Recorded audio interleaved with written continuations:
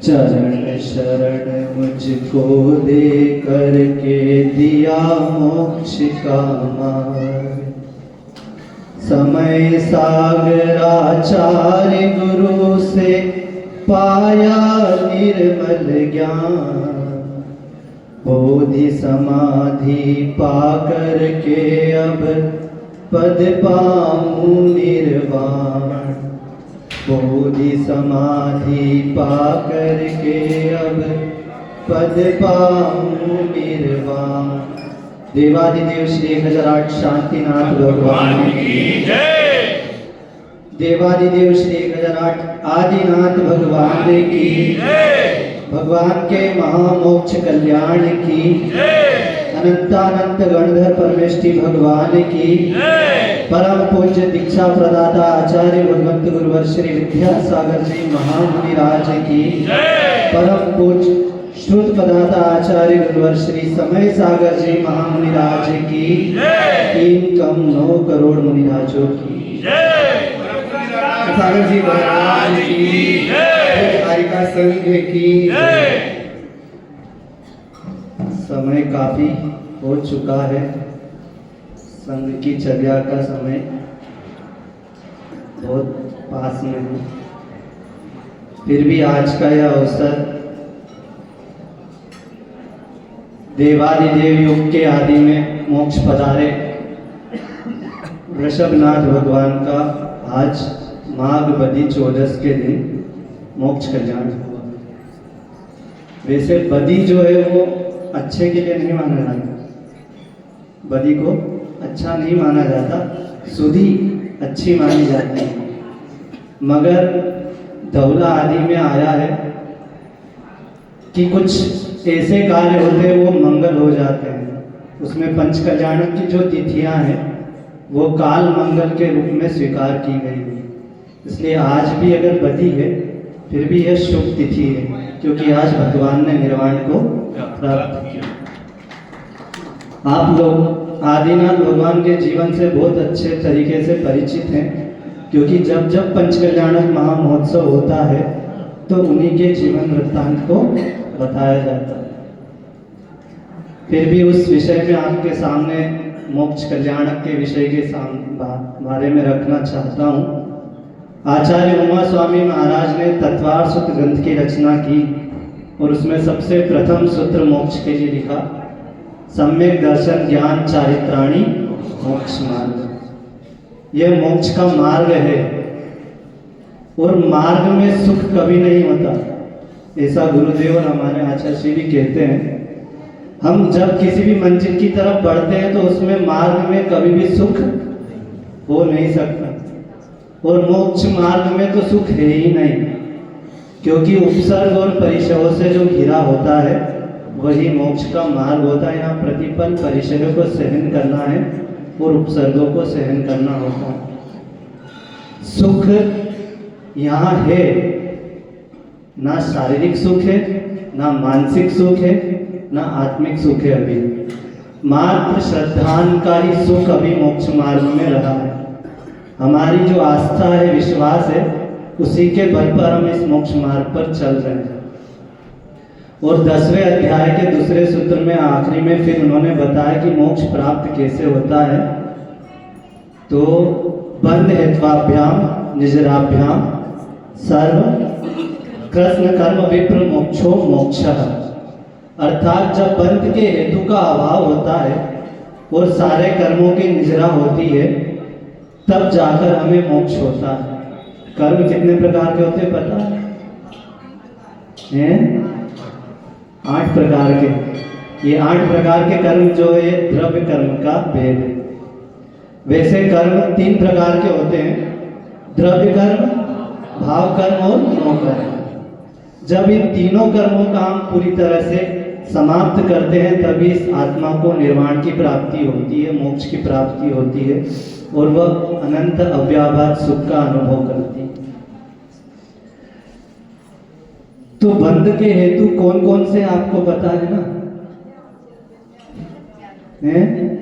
मिथ्या दर्शन विरति प्रमाद कषाह योग बंध हेतु। तो मेन जो है वो कषाय है। कषाय से ही कर्मों में स्थिति और अनुभाव बढ़ता है और योग से प्रकृति और प्रदेश बंद होते हैं। तो जैसे जैसे हम अपनी कषायों को कम करते जाएंगे उसे वैसे हम मोक्ष की ओर बढ़ते जाते हैं। बाद में फिर योग और ये जो है मात्र एक औपचारिक रहता है, मुख्यतः तो कषाय की ही है कर्म बंध में। इसलिए हमें अपनी कषायों को बिल्कुल मंद करना है, तभी हम उस मोक्ष मार्ग पर चल पाएंगे। आचार्य भगवान ने एक सूत्र दिया है हाइको के रूप में मोक्ष मार्ग के लिए, वो कई बार सुना है हमने, गुरुमुख से आपके सामने रख रहे हैं। मोक्ष मार्ग सो जटिल तो है किंतु कुटिल नहीं। मोक्ष मार्ग सो जटिल तो है किंतु कुटिल नहीं। ये मोक्ष मार्ग सरलता का मार्ग है। भगवान को जब मुक्ति मिलती है तो किस गति से जाते हैं पता है? माता जी बैठी है सामने। कौन सी गति से मोक्ष होता है? ऋजु गति से। वो ऋजु गति से मोक्ष क्यों गए पता है? क्योंकि उन्होंने अपने अंदर की सारी कुटिलाई को समाप्त किया। जब तक अंदर सरलता नहीं आएगी तब तक मोक्ष की आप सुगंध नहीं ले पाएंगे। इसलिए जीवन में जितनी सरलता आती जाएगी उतना हम मोक्ष की ओर आगे बढ़ते जाएंगे। जितने हम निराकुल होते जाएंगे उतने हम मोक्ष के करीब होते हैं। ऐसा आचार्य भगवान कहते हैं पंचम काल में भी मोक्ष है। अपने जीवन से आकुलताओं को कम कर दो। जितनी आकुलताएं कम करोगे, जितने निराकुल होगे, उतना सुख का अनुभव करोगे, उतना मोक्ष का अनुभव यहाँ हो सकता है। तो मोक्ष मार्ग में कुटिलता कहाँ से आती है? जब मोक्ष मार्ग में आ गए तो कुटिलाई क्यों? और ये बात याद रखना, मोक्ष मार्ग में मात्र साधु ही नहीं चल रहा है, श्रावक भी चल रहा है। श्रावक और साधु दोनों ही मोक्ष मार्ग के राही हैं। आप लोग परंपरा से जाएंगे और अगर चतुर्थ काल है तो श्रावक साधु साक्षात जाता है। पंचम काल में तो हम भी परंपरा से ही मोक्ष जाएंगे। साक्षात हमें भी अभी मोक्ष नहीं है। इसलिए आप और हम अभी बराबर ही समझ लो। थोड़ा आपको उठा देते हैं। क्या है? आप और हम बराबर ही है, क्योंकि अभी हम दोनों की बाउंड्री वहीं तक है बस। तो आप भी मोक्ष मार्ग पे चल रहे हो और हम भी चल रहे हैं, मगर इस कुटिलायता को खत्म करेंगे तभी चल पाएंगे। इसलिए अपने अंदर के भावों को, परिणामों को संभालना है, तभी हम मोक्ष मार्ग पर चल सकते हैं। और सतना वालों ने एक बहुत बड़ा काम पूज्य आचार्य भगवान के सानिध्य में करने का संकल्प लिया है। और यह जो कार्य है ये बिल्कुल आत्म कल्याण के लिए कारण बनता है। जिन बिंब और जिन मंदिर का निर्माण जो करता है वो निकट आसन भव्य होता है, उसे पक्का है बहुत जल्दी मुक्ति मिलने वाली। क्योंकि आप लोगों ने सुना होगा चावल के बराबर भी अगर मूर्ति को हम विराजमान कर दें तो हम बहुत जल्दी ही भव्य हैं और बहुत जल्दी मोक्ष को प्राप्त करने वाले हैं। तो सतना वालों ने बिल्कुल मन से, अंदर से अपने भावों को रखकर गुरुदेव से प्रार्थना करके हम लोग को यहाँ रोक लिया। गाड़ी कहीं और के लिए निकली थी, सही है ना देव साहब? अब जिस काम के लिए रोका है उस काम को पूरे अंतरंग भावों से, शुद्ध भावों से, आपस में अच्छे से मैत्री भाव वात्सल्य के साथ ये बहुत बड़ा काम करना है। भगवान को अभी यहाँ से प्रतिमा को विस्थापित करके नए जगह बिठाना है और इस मंदिर का निर्माण करना है। मंदिर निर्माण करने के लिए द्रव्य की तो आवश्यकता है ही, मगर सबसे ज्यादा भावों की आवश्यकता भी होती है। पैसा तो काम करेगा ही, मगर भाव भी काम करेंगे। तो पूरे सतना समाज के हर व्यक्ति के भाव जब तक मंदिर निर्माण पूर्ण ना हो तब तक अच्छे बने रहना चाहिए। और मेरा ऐसा कहना है कि एक एक चीज का कोई आप लोग त्याग जरूर करें, क्योंकि किसी भी कार्य को करने के लिए त्याग और साधना की आवश्यकता होती है। आप लोगों को पता होगा जब आचार्य भगवान ने बड़े बाबा को उच्चासन दिया था, उसके पहले वो भरी ठंडी में लगभग 1.5-2 महीने तक बाहर आकाश के नीचे ही साधना करते थे उस ठंडी में, दिसंबर नवंबर की ठंडी में। तब जाके उन्होंने 17 जनवरी के दिन बड़े बाबा को उच्चासन दिया। तो साधना की आवश्यकता है अच्छे कार्य करने के लिए। बुरे कार्य करने के लिए कोई जरूरत नहीं पड़ती, 1 सेकंड में हो जाता है। और अच्छे कार्यों में विघ्न पक्का है, आते ही हैं, घबराना नहीं है। मगर श्रेयांशी बहु विघ्नानि, ऐसा सूत्र आया है, जब जब हम कोई अच्छा करने जाते हैं, अच्छा करते हैं, तो उसमें विघ्न आते ही हैं। उन विघ्नों को हम हमारे भगवान की भक्ति से, आस्था से हम उस विघ्न को दूर करते जाएंगे और ऊपर उठते जाएंगे। तो मोक्ष मार्ग में कुटिलता नहीं होना चाहिए। हमारे मन के भाव अच्छे होना चाहिए, जैसा अंदर हो वैसा बाहर रखते जाएंगे, हमारा मोक्ष मार्ग आगे बढ़ता जाए।